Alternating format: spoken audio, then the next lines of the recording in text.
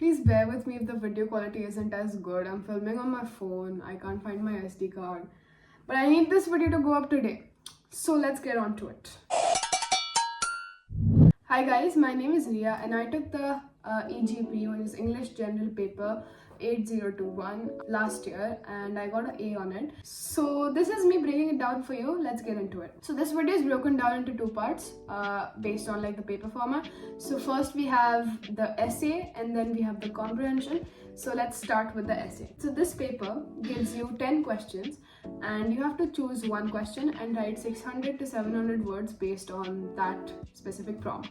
So all of these prompts that they give are pretty well rounded. So you have a lot of different genres that you can write about. So if you're into politics, they have some with that. If you're into environmental management, they'll have some with that.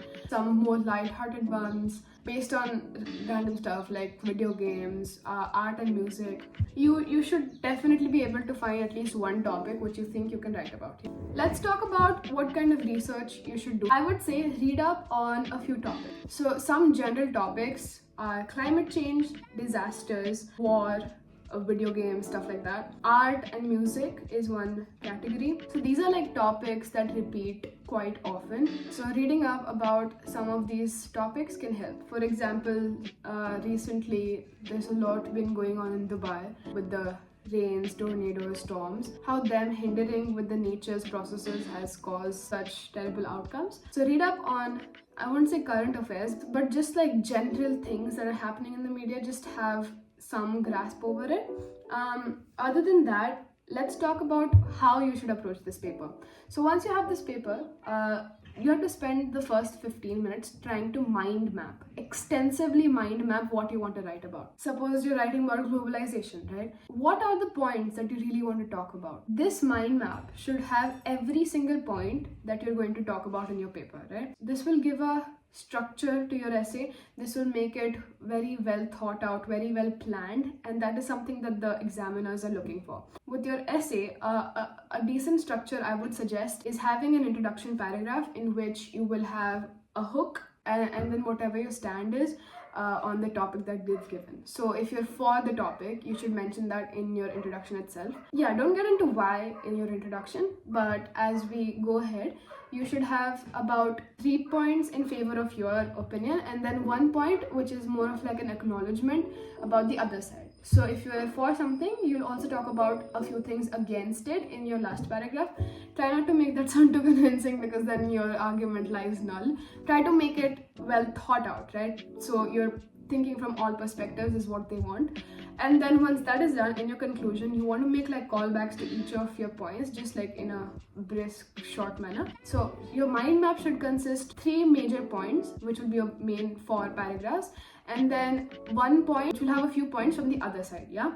And not just that, you need examples and evidences to back up each of your points. Also, like a little tip, I kind of forgot that the British check these papers and ended up writing about colonization and stuff like that. So I'm pretty sure it cost me a few marks there, but you know what? If they can't handle the truth, that's on them, not me. But tip, don't do that. If you don't want to risk your grade, just don't like write about. Don't trash the British is what I'm saying, you know. So I wrote about how censorship and democracy don't go hand in hand. Ruthless censorship kind of gives rise to this distrust between the government and the population, causing instability in the environment. And for that point, I talked about how during the Indian struggle, the British completely censored all newspapers and banned them being printed or read, and that led to a whole havoc and then underground newspapers and stuff like that. So that example was me backing up my point that censorship does not have a place in democracy, right? So that's how every paragraph should be structured, where you make a point and then you give some evidence or some anecdote which will sort of prove what your point is. So that is your structure for the essay part. In the conclusion, you want to, like I said, make callbacks to each of your paragraphs, but also you should end on an impactful statement, something that will be printed in the minds of your examiner. So definitely try to end with a bang. Right now, I would suggest, if you're giving your paper in May, June, I don't think you will have enough time to build your vocabulary per se, but it's okay. I don't think you need to have fabulous vocabulary to score well, as long as your paragraphs and your essay is well thought out. So for that, very important, you have to mind map, else it will be a very ill-structured essay altogether, and we do not want that. Now let's talk about the second paper, which is comprehension. With the comprehension paper, there isn't too much I can say, because at the end of the day, it is a comprehension paper. We cannot predict what kind of a text you could get, but everything, all the questions. So the best thing about this paper is all the questions have answers in that text itself. You just have to find them, right?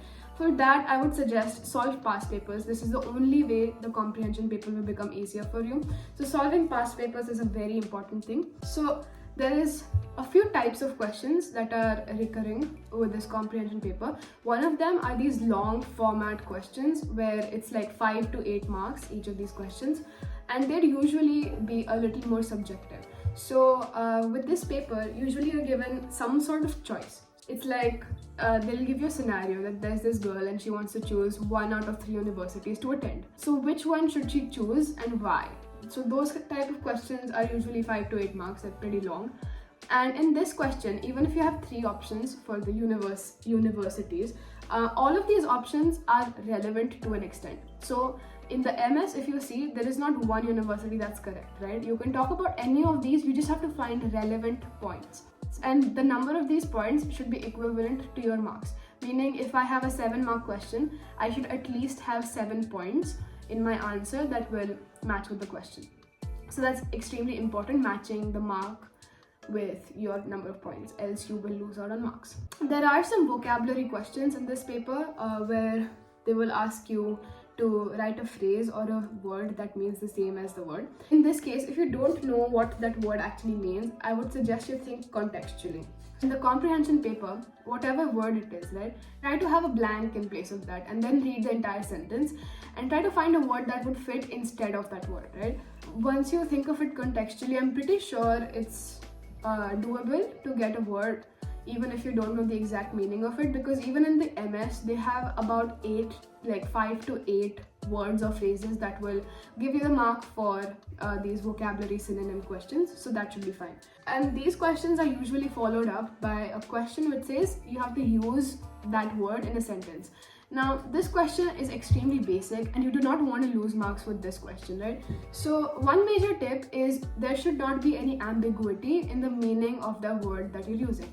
For example, now obviously I'm going to take a very basic example so that you understand what I'm trying to say. If I take the word tall, if they want me to use the word tall in a sentence, I shouldn't say Rahul is tall, right? Because Rahul can be tall, short, anything. That sentence doesn't hint towards the meaning of tall. But if I said something like Rahul is as tall as a giraffe, then yes, it makes sense, and that would give you the mark. Just saying Rahul is tall, because tall is an adjective, right? Anyone could be tall. That doesn't give me a meaning for the word tall. So you will lose a mark if you write sentences that are ambiguous like that.